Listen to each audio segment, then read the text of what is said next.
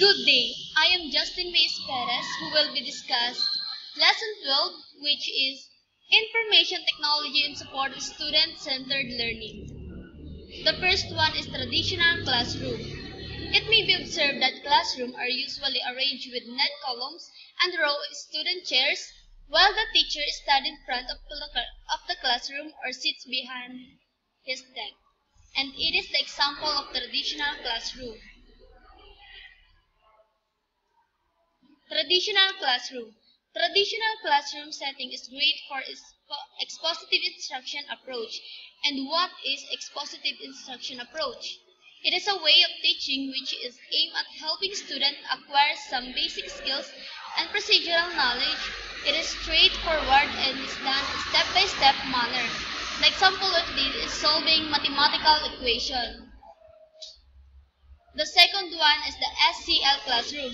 And what is the meaning of SCL classroom? It is student-centered learning. The changing role of teacher and learners. What is the role of the teacher and what is the role of the learners? Teacher role on the teaching process. Teacher is always a facilitator. Student role in the teaching process.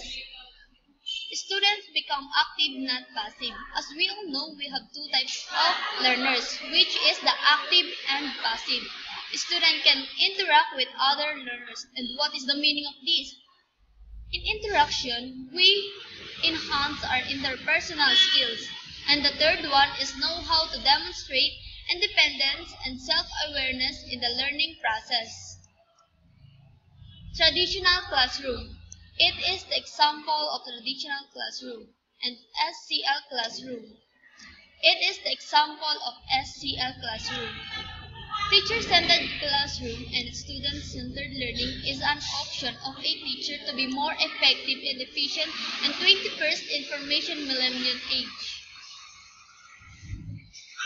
Generally, this new school classroom environment is characterized by students individually or in group.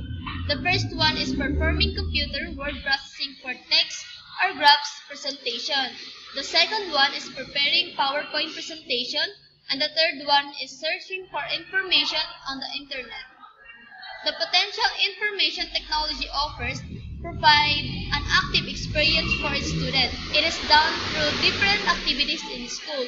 The second one is well suited to expand the learning experience.